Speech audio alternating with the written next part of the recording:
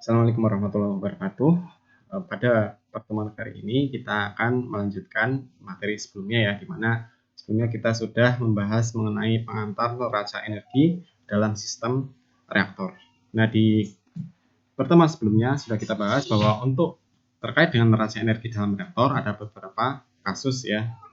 Untuk yang pertama adalah isotermal, kemudian ada adiabatis, kemudian ada non-isotermal dan non-adiabatis.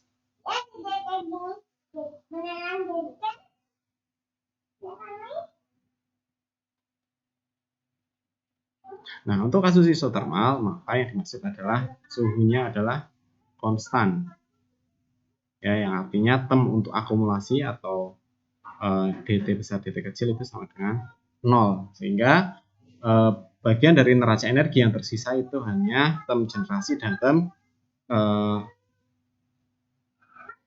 panas masuk dan panas keluar dari sistem. Nah, untuk adiabatis nanti kasusnya adalah panas yang masuk atau keluar dari sistem itu sama dengan 0. Sehingga di sini nanti panas yang digenerasi itu akan dihasilkan untuk merubah suhu di dalam reaktor. Ya, di sini dt ini tidak sama dengan 0. Ya, jadi untuk kasus adiabatis tidak mungkin suhu di dalam reaktor itu akan konstan. Ya. Jikapun tidak berubah, maka tetap ada perubahan suhu, tetapi sangat kecil ya, tergantung dari nilai panas reaksi yang dihasilkan dan juga kapasitas panas dari komponen yang ada di dalam reaktor. Nah, untuk kasus non isotermal adiabatis berarti di sini ada panas yang ditransfer, ada heat transfer dan juga ada akumulasi. Ini semua tidak sama dengan 0.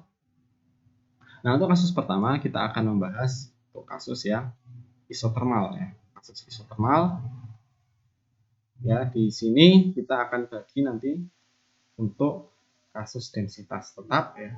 Karena densitas tetap untuk reaktor batch ya, maka densitas tetap berimplikasi volume dari reaktor itu tetap.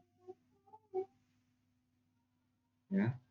Nah, untuk kasus densitas tetap ini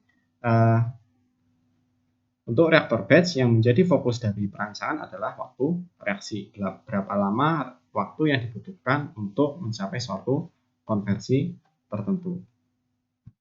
Nah, untuk mendapatkan waktu reaksi, ya, mari kita menggunakan persamaan desain. Ya, persamaan desainnya yang diturunkan dari neraca massa di dalam reaktor batch. Ya, kita peroleh waktu reaksi itu menggunakan rumus berikut. Ya, di mana pada pembahasan terkait neraca massa di dalam atau neraca mol di dalam reaktor batch, maka di situ asumsinya adalah isotermal.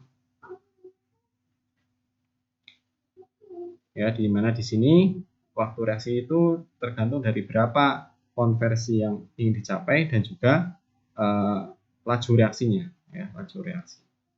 Di mana laju reaksi ini ya, karena isotermal maka nilai konstanta lajunya adalah konstan, ya. Ya, karena suhunya konstan. Yang berubah hanya yang mempengaruhi laju reaksi hanya perubahan konversi atau perubahan konsentrasi reaktan di dalam sistem reaksi.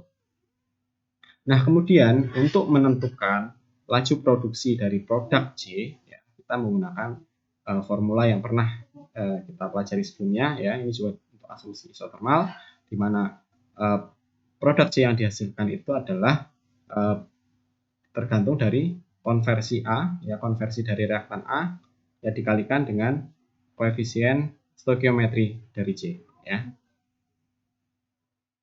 Ya, ini adalah koefisien stoikiometri. Kemudian ini adalah mol awal, ya, mol awal dari reaktan, di mana untuk kasus densitas tetap maka V itu adalah konstan, ya, berarti CA0V itu sama dengan NA0, ya, karena konsentrasi itu ketika dikalikan dengan volume maka ketemu molnya. Ya. Kemudian XA2 XA1 ini adalah perubahan konversi yang dihasilkan dari reaktor batch. Kemudian TD ini adalah downtime. Downtime adalah waktu operasi yang tidak terkait dengan reaksi, di mana pada saat itu tidak ada kenaikan konversi. Misalkan untuk pencucian, kemudian loading, unloading ya. Unloading seperti pengambilan produk, loading itu pengisian reaktan ya, dan juga inert, dan juga waktu-waktu lain yang diperlukan ya selama operasi reaktor batch tapi tidak mempengaruhi nilai dari konversi reaksi. Adapun T ini adalah waktu reaksi ya, waktu reaksi. Nah, dari formula ini maka kita akan memperoleh laju produksi C yang dinyatakan dalam mol per waktu. Berapa mol per jam, berapa mol per hari, atau mol per tahun, ya kita peroleh menggunakan rumus ini. Nah, sekarang kita coba aplikasikan ya, dalam suatu contoh soal. Di sini untuk contoh pertama diambilkan dari Myson ya. Di sini kita lihat dalam membaca soal kita harus bisa menentukan kata kunci yang disebutkan oleh soal ya, ataupun yang sifatnya tersirat. Misalkan di sini kita memiliki satu reaktan ya, A menjadi produk ya. Produknya di sini tidak ditentukan.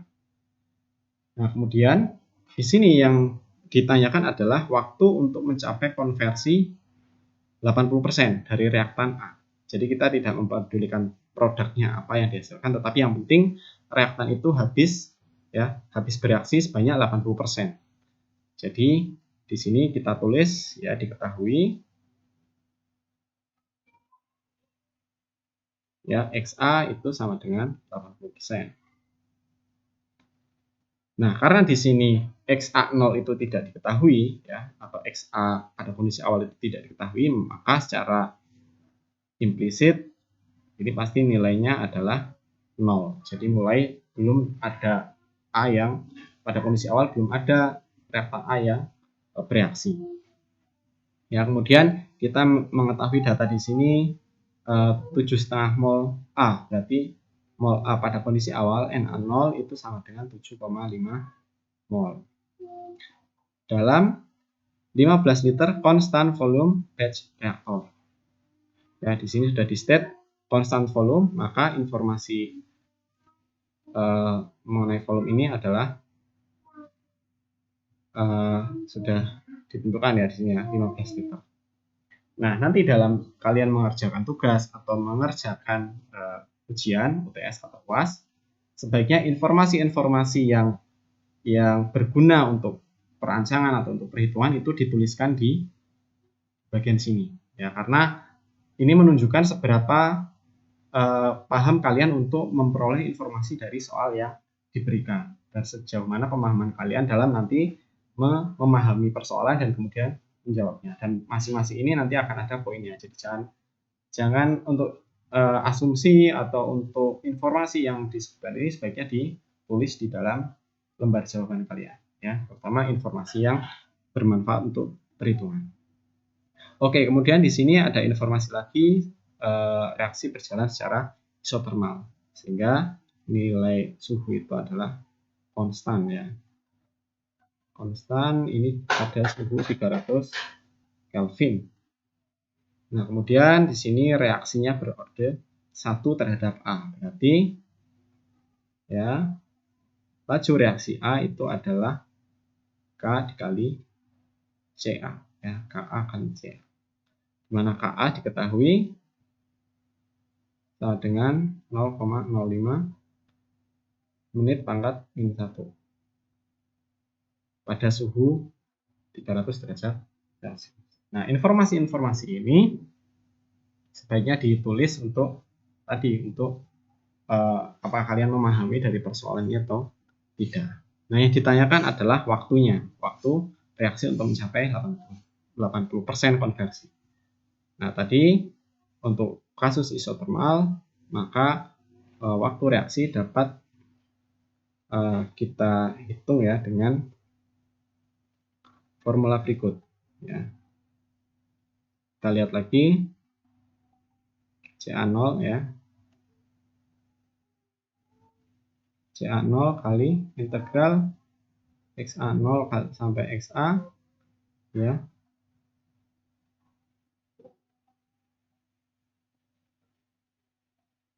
Kali V ya.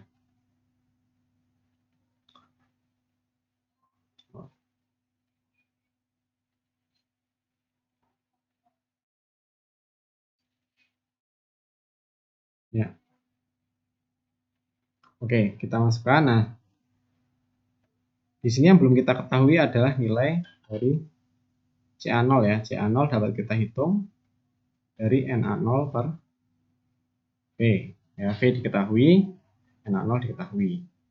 Kemudian untuk laju reaksi kita masukkan sama dengan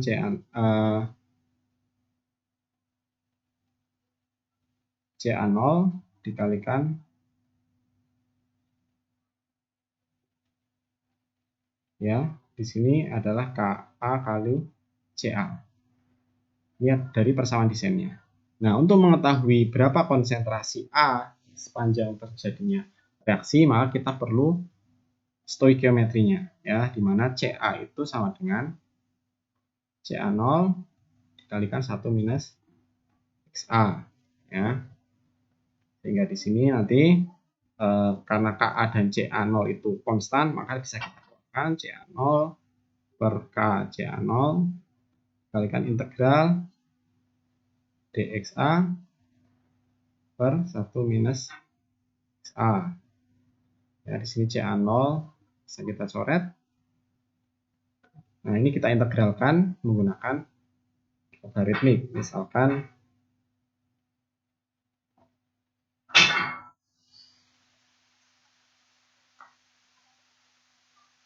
jadi T adalah 1/K ya, kemudian di sini kita ubah, kita sesuaikan, kita ingat bahwa integral du per u itu sama dengan ln u plus c ya.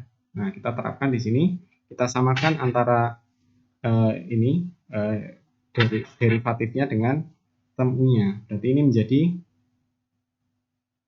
ya, misalkan u sama dengan 1 minus XA ya, kita ingat lagi di kalkulus, maka du sama dengan minus dXA ya, kita ubah berarti di sini integral u itu 1 minus XA ya, ini negatif per 1 minus XA ya.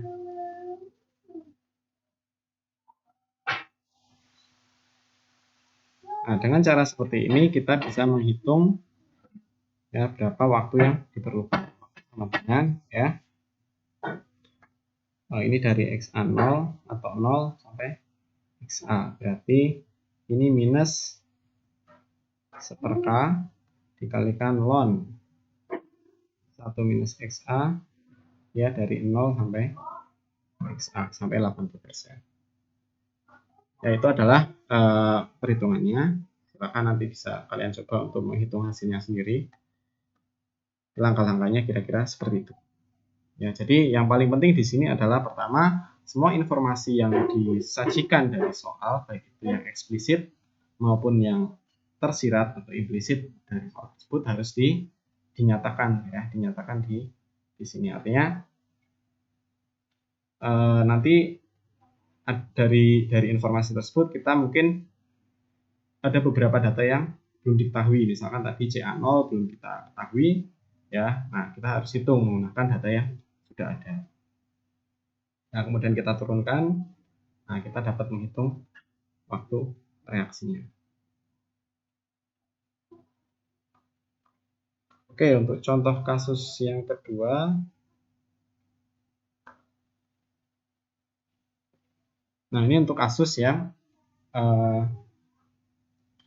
reaktannya itu tidak hanya satu senyawa, tetapi ada 2 senyawa. Ya, di sini contoh reaksi fase cair ya antara siklopentadien yang dinyatakan sebagai A dan benzoquinone B menghasilkan produk C dengan persamaan laju A plus B menjadi C. Ya, di sini kita lihat koefisien stoikiometrinya ya semua sama 1.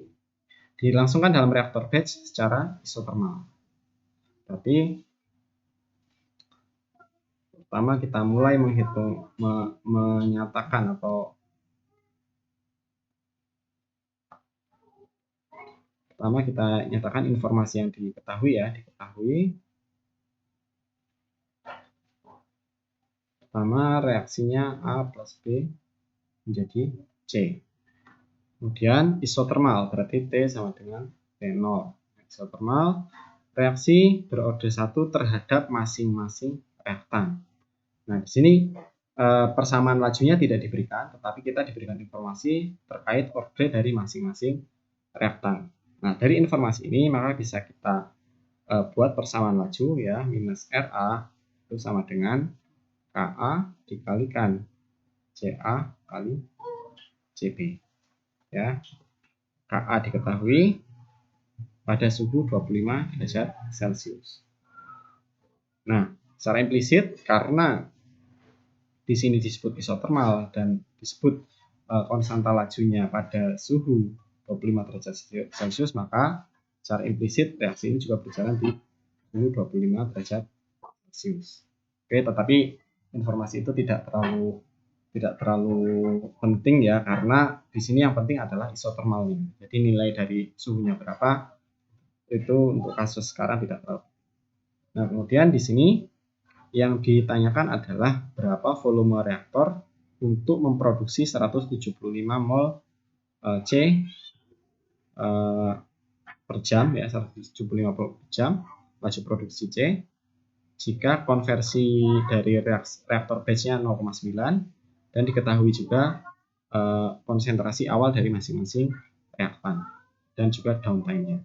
Oke, berarti yang pertama adalah kita tahu laju produksi C ya, ini adalah 175 mol per jam.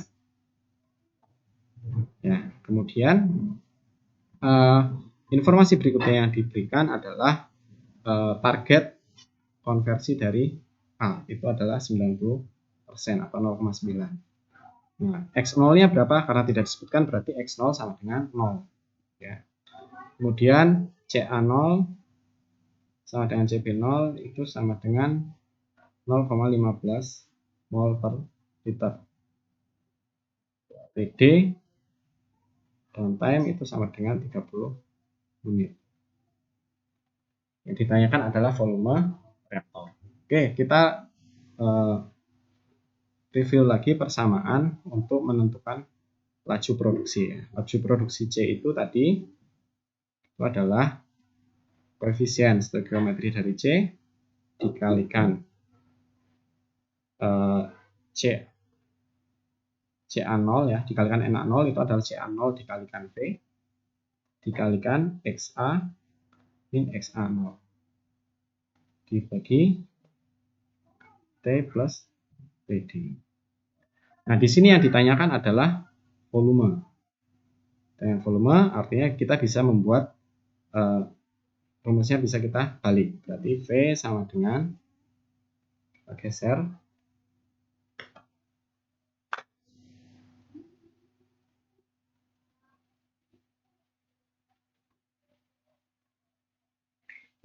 berarti V sama dengan laju produksi C dikalikan T plus TD ya, dibagi koefisien stoikiometri C dikalikan CA0 dikalikan XA karena XA0 sama dengan 0. Nah, di sini yang sudah kita ketahui, kemudian TD diketahui, kemudian XA0 diketahui, CA0 juga diketahui, dan ini juga diketahui. Yang belum diketahui hanya T. Nah, karena itu, untuk mencari volume reaksi, ya kita Untuk mencari waktu reaksi kita gunakan rumus ya persamaan desain untuk reaktor batch, di mana T sama dengan CA0 dikalikan integral dari 0 sampai XA, sini adalah dXA per minus FA. Ya, di sini minus RA tadi diketahui KA kali CA kali CB. Nah, sekarang yang jadi pertanyaan, berapa CA CB ya? Maka kita gunakan persamaan tabel stoikiometri. Ya, A, B dan C ya. Sini mula-mula inisial itu adalah CA0, CB0. Kemudian di sini 0. Kemudian reaksi ya, ini berarti CA0 kali 1 minus XA. Nah, perlu diingat untuk bentuk tabel stoikiometri dengan berbasis konsentrasi ini hanya bisa digunakan untuk kasus yang volumenya konstan ya. Untuk kasus volume yang berubah sebaiknya menggunakan basis mol ya, karena nanti volumenya akan berubah.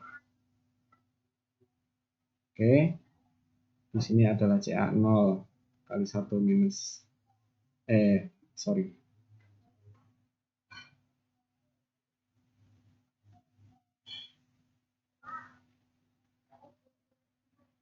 kita langsung saja ya, ini ke yang sisa CA0 kali 1 minus XA, kemudian ini adalah CA0 kali CB0 dikalikan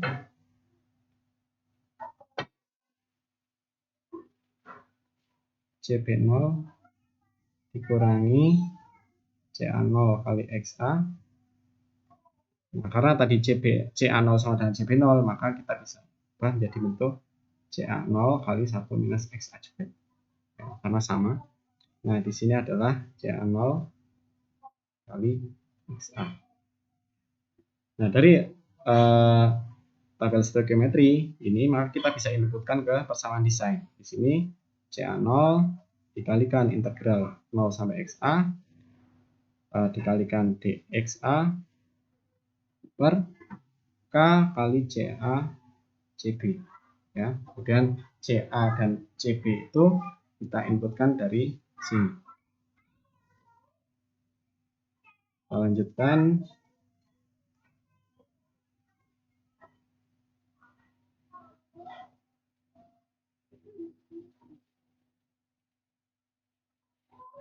Kita inputkan ya, T sama dengan CA0 dikalikan integral 0 sampai XA dXA K. Sekarang tadi CA0 dua kali ya, berarti CA0 kuadrat 1 minus XA kuadrat. Oke. Nah, di sini K dan CA0 konstan sehingga bisa kita keluarkan dari integral. Ya, ini sama dengan dan bisa kita coret ya. Sehingga kita peroleh 1 per K kali CA0 kalikan integral 0 sampai XA. Di sini langsung kita sesuaikan minus D 1 min XA ya per 1 minus XA kuadrat. Oke, kita ingat lagi. Berarti yang di sini ya, ini adalah integral U pangkat minus 2 DU sama dengan minus U pangkat minus 1 plus C ya. Berarti integralnya 1 per K CA0 dikalikan ya, kan tadi minus U pangkat minus 1 berarti minus dikalikan minus, minusnya hilang menjadi seper U atau 1 seper 1 minus XA dari 0 sampai XA ya. Berarti nanti T sama dengan 1 per K CA0 kalikan 1 per 1 min XA ya per dikurangi 1 per 1 minus 0 berarti per 1 ya. Kita selesaikan ya, disederhanakan, maka T sama dengan 1 per KCA0 dikalikan samakan penyebutnya ya menjadi XA per 1 min XA. Ini adalah waktu reaksinya. Waktu reaksinya tinggal kita masukkan tadi konversinya sampai 90% dapat waktu. Kemudian nanti waktu ini kita masukkan ke rumus yang ini. Ya, sehingga kita hitung berapa volume reaktor yang diperlukan. Oke, itu untuk contoh yang kedua.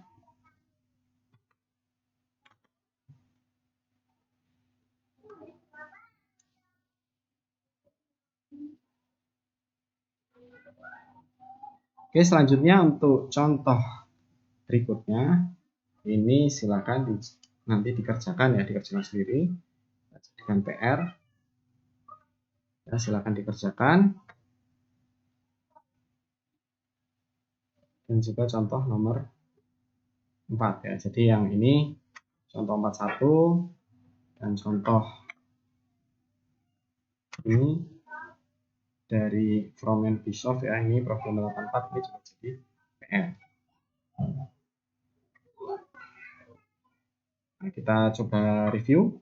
Di sini reaktornya, di sini reaksinya adalah AB plus CD.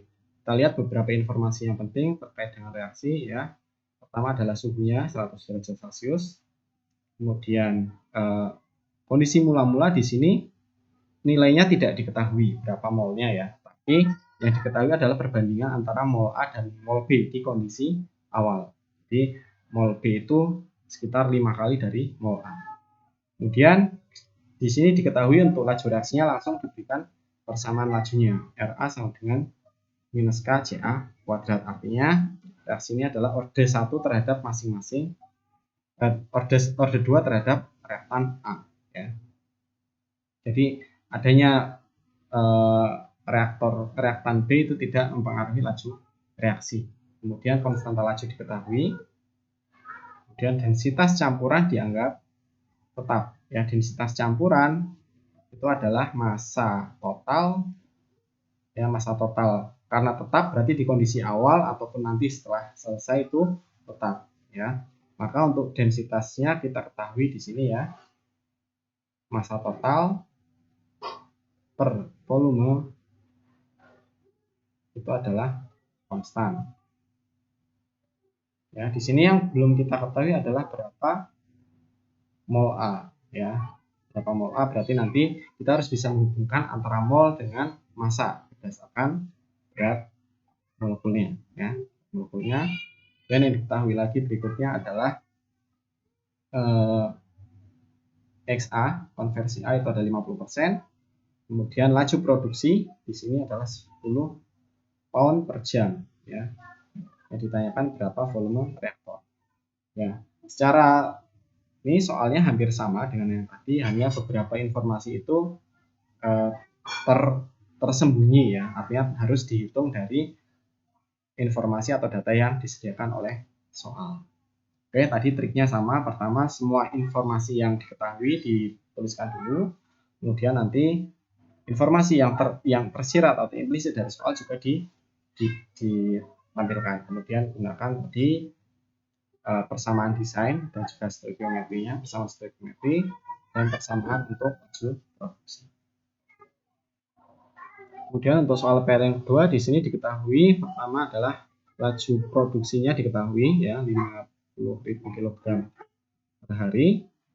Ya, kemudian reaksinya diketahui dan ini adalah persamaan laju reaksinya. Nah, di sini kita lihat persamaan laju reaksi itu bolak-balik ya, bolak-balik. Berarti ada reaksi ke kanan, ada reaksi ke kiri. Ya. Kemudian di sini diketahui konstanta laju reaksi dan konstanta kesetimbangan ya, equilibrium konstan untuk reaksi. Di sini suhunya juga diketahui, derajat Celcius dan isotermal. Nah, yang diketahui berikutnya adalah persen berat dari asam asetat di umpan ya. Persen beratnya adalah 23% berat ya untuk asam asetat, kemudian alkohol adalah 46% berat ya, dan di sini Oke, dan kemudian untuk sisanya apa? Sisanya adalah air ya, air karena ini adalah larutan. Ya. Jadi untuk umpan ada 23%, asam asetat 46%, alkohol, dan sisanya adalah air ya. Kemudian di sini informasi berikutnya, no ester to be used, berarti ester tersebut dibiarkan di dalam reaktor ya, tidak diambil atau dipisahkan selama reaksi. Kemudian konversi yang ditargetkan adalah 30% konversi dari asam asetat atau konversi dari A. Kemudian di sini informasi yang diberikan berikutnya adalah densitas dari sistem itu konstan, ya artinya volume konstan. Nah di sini waktu operasi reaktor 24 jam, artinya dengan asumsi reaktor itu beroperasi terus, maka kita bisa menggunakan rumus tadi PR dari C itu sama dengan ya sama dengan 0 dikalikan delta X per T plus PD ya. Di sini diketahui, tinggal nanti yang diperlukan adalah berapa waktu reaksinya untuk mencapai konversi 35%. Kemudian untuk downtime-nya 1 jam. Nah, yang ditanyakan adalah berapa volume dari reaktornya. Ya, di sini adalah Na0 sama dengan Ca0 kali V. V ini yang ditanyakan. Oke, itu untuk yang kasus pertama. Ya, untuk kasus isotermal dengan densitas yang tetap. Nah, untuk berikutnya nanti kita akan membahas untuk kasus isotermal dengan densitas yang berubah. Baik, untuk sekarang saya cukupkan. Terima kasih atas perhatian. Assalamualaikum warahmatullahi wabarakatuh.